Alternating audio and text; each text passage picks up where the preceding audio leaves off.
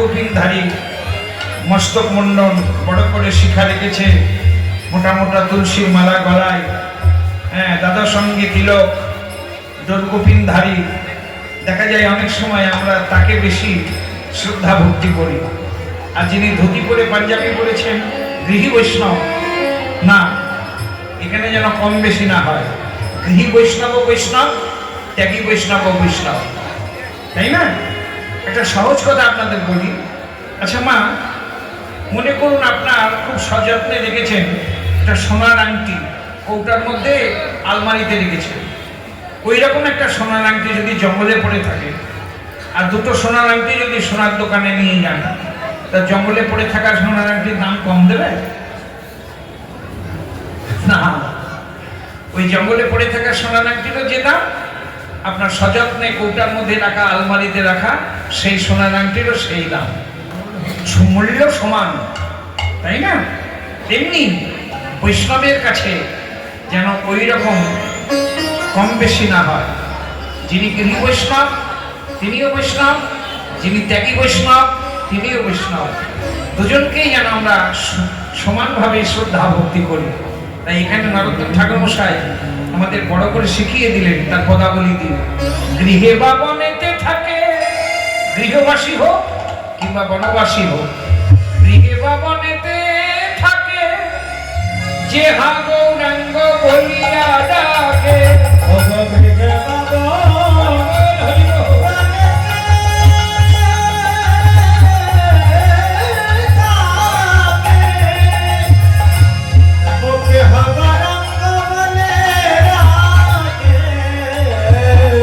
দাস নরোত্তম মাগে তার সঙ্গ,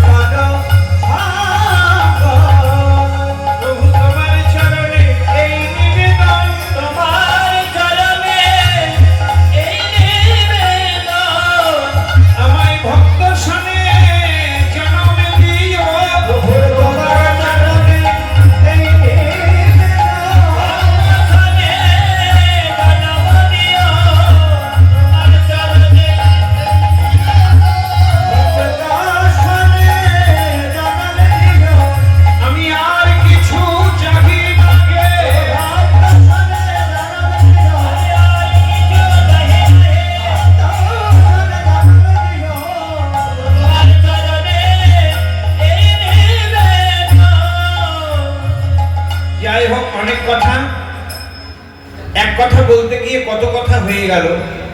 তাহলে আমরা গৌরচন্দ্রিকা গাইছি, গৌর প্রেম সাগরে অবগাহন না করলে রাধা গোবিন্দের প্রেমতত্ত্ব হৃদয় দিয়ে অনুভব করবার অধিকার হয় না। তাই আগে গৌরচন্দ্রিকা। কি শুনছি গৌরচন্দ্রিকায়?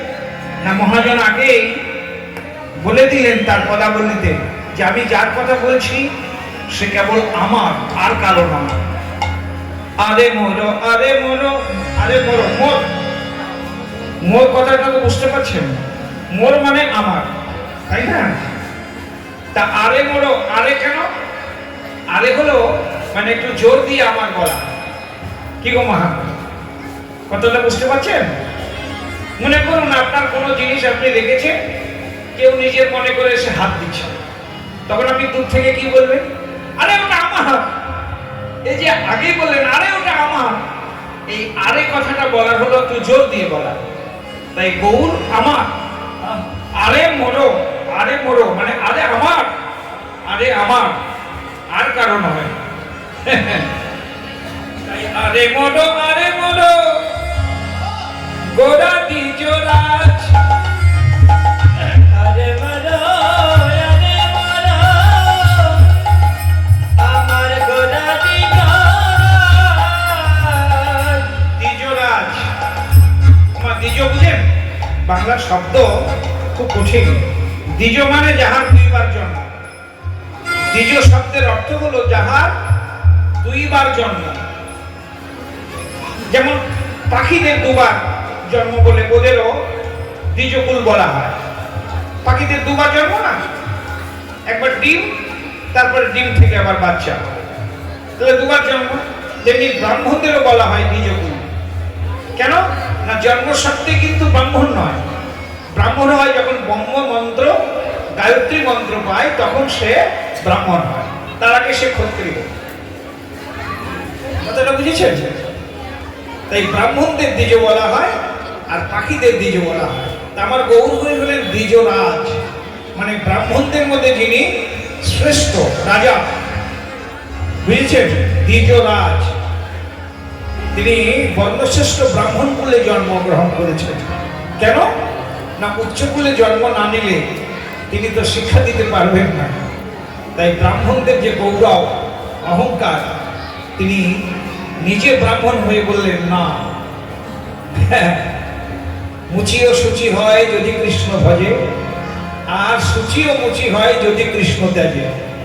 ব্রাহ্মণস্থ চণ্ডালধম, সে ব্রাহ্মণ হলেও চণ্ডালের অধম যদি কৃষ্ণ ভক্তি বিনিশ্চ। হ্যাঁ, আর চণ্ডাল ব্রাহ্মণ শ্রেষ্ঠ হরি ভক্তি পরায়ণ। চণ্ডাল হলেও সে ব্রাহ্মণের চাইতে শ্রেষ্ঠ আসন পেতে পারে, সে যদি হরিভক্তি পরায়ণ হয়। বুঝলেন গো মা? তাই চৈতন্য মহাপ্রভু উচ্চকুলে এসেছে, ব্রাহ্মণ কুলে, তাই তাকে বলা হচ্ছে দ্বিজরাজ। আরে মরো আরে মরো গোড়া দ্বিজরাজ, আরে মরো আরে মরো গোড়া দ্বিজরাজ, একলগে বিহরই নবদ্বীপ মান, একলগে নহরই নবদ্বীপ মান, পুতুল নদিয়া গোড়া নিরজনে বসি ভগবত লইয়া গোড়া নিরজনে বসি, আপনি করিছে খেলা মোর গোড়া শশী, আপনি করিছে খেলা মোর গোড়া শশী, আপনি করিছে খেলা মোর গোড়া শশী, আপনি করিছে খেলা মোর গোড়া শশী। হেন কালে ঈশ্বর পুরী আসি উপজিল, আরে হেন কালে ঈশ্বর পুরী আসি উপজিল, হেন কালে ঈশ্বর পুরী আসি উপজিল, আবার আপনি হইয়া গুরু নাম করনে দিল, অদয়া মনে হাইয়া গুরু নাম করনে দিল,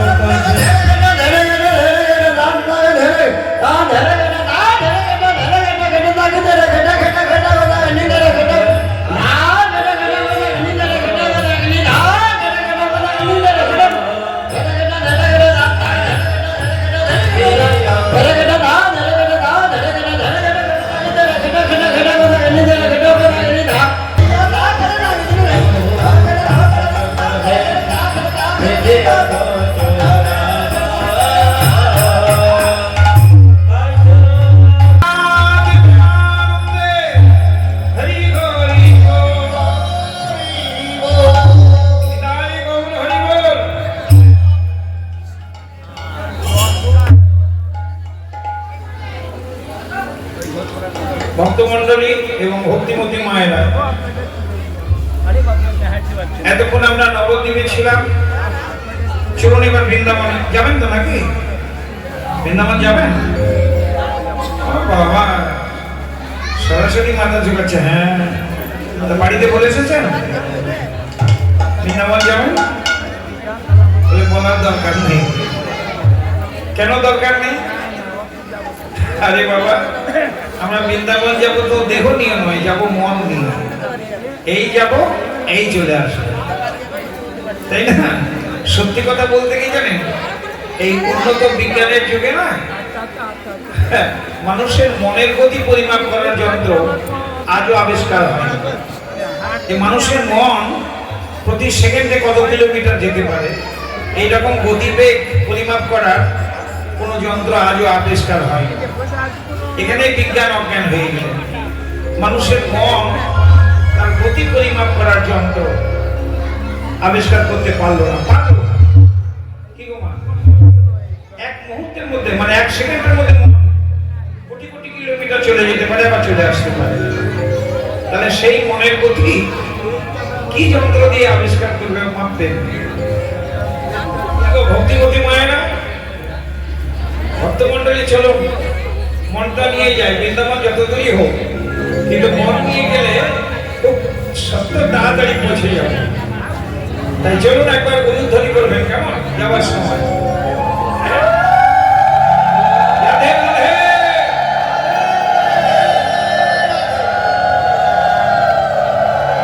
একবার চলে রে আমার মন,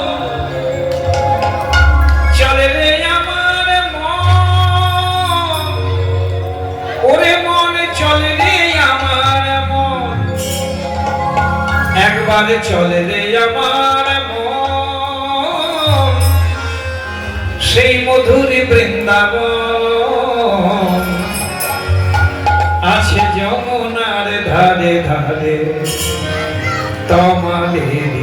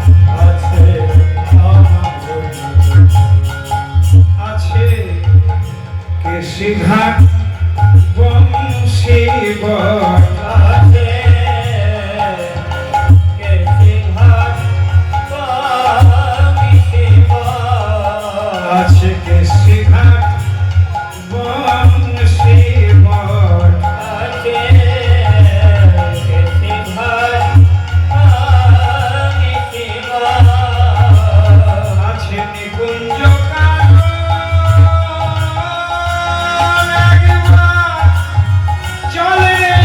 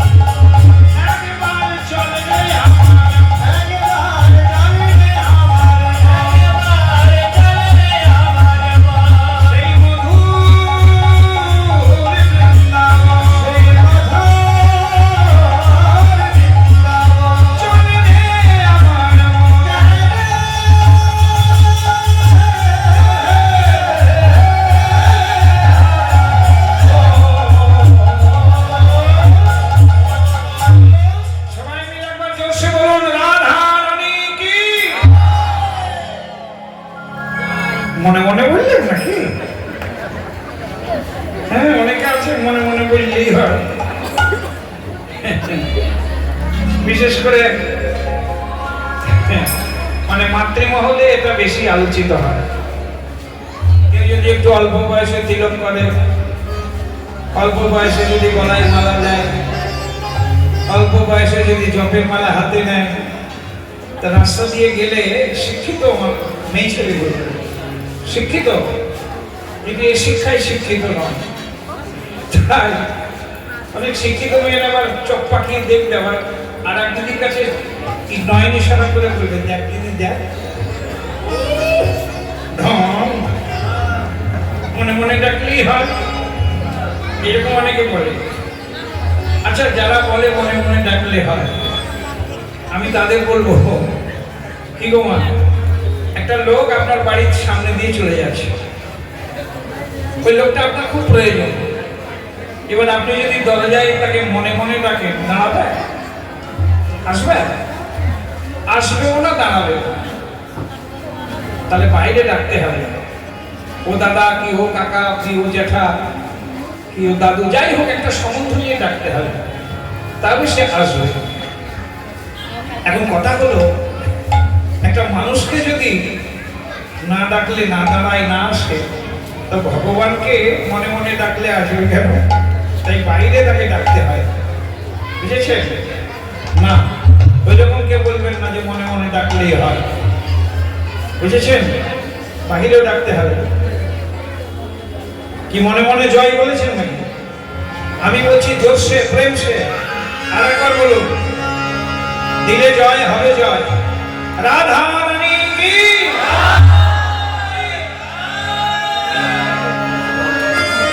বেশ, বৃন্দাবনে যাওয়ার এটাই মন্ত্রকমা। ধামেশ্বরী, ব্রজেশ্বরী রাধা নামে জয়ধ্বনি না করলে বৃন্দাবনে যাওয়া সার্থক নয়। তাই রাধা নামে জয়ধ্বনি করে শুদ্ধ মনটাকে নিয়ে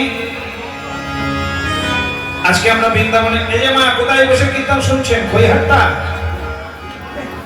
না না, এটাই বৃন্দাবন। আজকের জন্য, এই মুহূর্তের জন্য এটাই বৃন্দাবন। তবে একটা কথা বলে রাখি, বিশ্বাসে মিলাই বস্তু, তর্কে বহুদূর। ঠিক মা? বিশ্বাস কেমন জানেন? অন্ধবিশ্বাস। এক অন্ধ পুরীধাম যাচ্ছে, পুরীধাম মানে রথযাত্রায় পুরীধামে যাচ্ছে। এখন এই অন্ধ মানুষটি যাওয়া দেখে অন্যান্য যাত্রীরা মনে মনে বলছে, ব্যাপারটা কি, আমরা যাচ্ছি, এই অন্ধ ভক্তটি যাচ্ছে কেন? একজন বলেই ফেললেন, সে এবার একটু মুখ ভাঙা তো, বললেন, বাবাজি, ও বাবাজি। কি? না, আপনাকেই বলছি। হ্যাঁ বলুন। বলে, মনে কিছু করবেন না? না বাবা, মনে কি করবো? বলে, শুনুন, আপনি অন্ধ, দৃষ্টিশক্তি নাই, দেখতে পান না। বলেন, না। তাহলে আপনি এত কষ্ট করে আপনি পুরীধামে যাচ্ছেন কেন? তখন অন্ধটা বলছেন, আপনারা যাচ্ছেন কেন? ও মা, সে কি কথা? আমরা যাচ্ছি জগন্নাথ দর্শনে। জগন্নাথে যাব, জগন্নাথ দর্শন করব, তারপরে সমুদ্রে স্নান করব, আরো কত কি করব। তা বাবু, আপনি তো অন্ধ মানুষ, চোখে রাখেন না, আপনি যাচ্ছেন কেন? তখন অন্ধটা বলছেন, ঠিকই বলেছেন বাবা, আপনারা সবাই যাচ্ছেন জগন্নাথকে দেখতে। বলে, হ্যাঁ। আর যদি বলেন আমি যাচ্ছি কেন, শুনবেন আমি যাচ্ছি কেন? আপনারা সবাই যাচ্ছেন জগন্নাথকে দেখতে, আর আমি যাচ্ছি জগন্নাথকে দেখা দিতে। বুঝলেন না? জগন্নাথ ধামে গিয়ে যখন সবাই একই সঙ্গে সমস্বরে জয় জগন্নাথ, জয় জগন্নাথ, জয় ধ্বনি করবে, তখন আমি বুঝবো এবার জগন্নাথ বুঝি মন্দির থেকে রথে আসছে, তাই সবাই জগন্নাথের নামে জয়ধ্বনি করছে।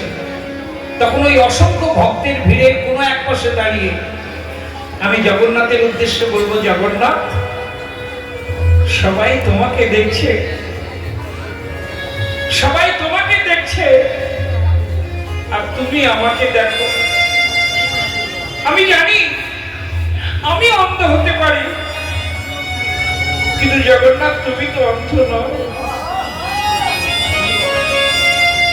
তাই আমি তোমাকে দেখতে পাই না পাই, তুমি আমায় দেখো। আমি অনেক দূর থেকে অনেক কষ্ট করে আমি তোমার ধামে এসেছি। আমি লোক মুখে শুনেছি তোমার চোখ নাকি অনেক বড় বড়, তুমি নাকি সবাইকে দেখতে পাও। তাই জগন্নাথ, আমি তোমাকে দেখি না দেখি, তুমি আমায় দেখো। কি বিশ্বাস! জগন্নাথ আমি না দেখলেও জগন্নাথ আমাকে দেখবে। আজকে যারা আমরা এখানে কীর্তনে এসেছি, কি গো মা, আমরা সবাই তো মায়া অন্ধ। আমরা হয়তো গোবিন্দকে দেখতে পাচ্ছি না, কিন্তু জেনে রাখবেন, আমরা মায়া অন্ধ বশত গোবিন্দকে হয়তো আমরা দেখতে পাচ্ছি না, কিন্তু গোবিন্দ আজকে আমাদের সবাইকে দেখছে।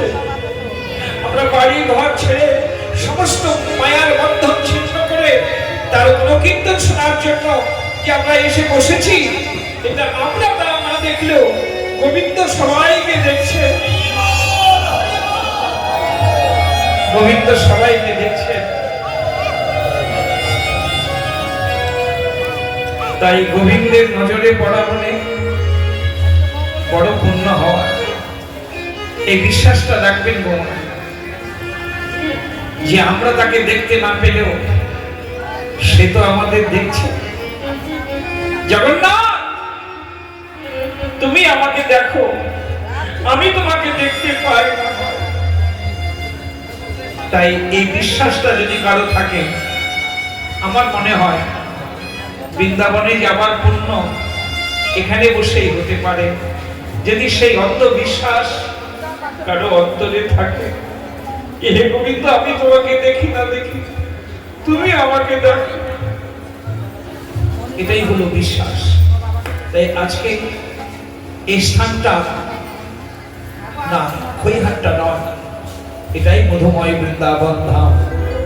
সবাই মিলে উচ্চস্বরে আর একবার বলুন, প্রেম সে বলুন, জোর সে বলুন, রাধা রানী কি জয় শ্রী রাধে। আজকে সকাল থেকেই শুভারম্ভ হয়েছে আমাদের রাধা গোবিন্দের গুণকীর্তন। এখন আমরা যে প্রসঙ্গ, যে বিষয়, যে পালা আমরা শুনব, এই পালার নাম হলো নবরা পূর্বরাগ। শ্রীমতী রাধা রানী নবরা পূর্বরাগ। নবরা মানে নতুন, নবপূর্বরাগ, নবরা, অনুরা নয়, নবরা। পৌরা নয়, পৌরা, অনুরা, নবরা মানে নতুন, পূর্বরাগ। হ্যাঁ, পূর্বরাগ কেমন? রতিজ্ঞা সংমাদ পর্বং শ্রবণ দর্শনাদি যা তয়রুণ মিলতি প্রাক্কই পূর্বরাগ সৌচ্যতে। খুব ভালো করে শুনবেন পূর্বরাগের বিষয়। পূর্বরাগের প্রবেশ দরজা হলো দুটো, এই যে মা, দুটো দরজা দিয়ে পূর্বরাগের প্রবেশ হয়। একটা হলো কর্ণ আর একটা হলো নয়ন।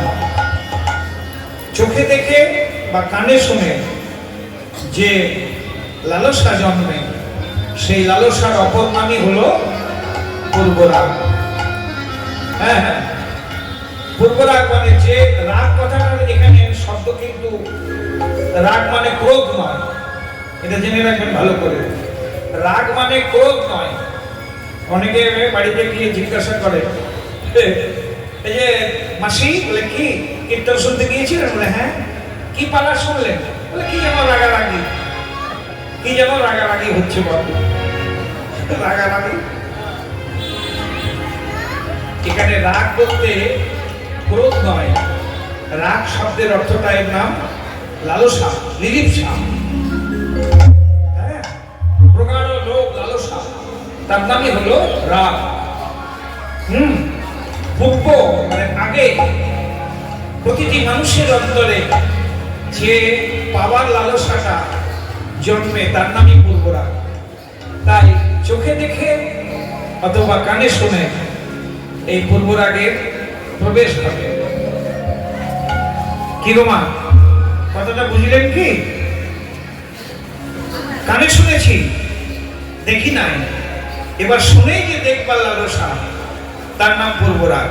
এটা শ্রবণ পূর্ব রাগ। আর দেখেছি কিন্তু মিলন হয়নি, একে বলে দর্শন পূর্ব রাগ।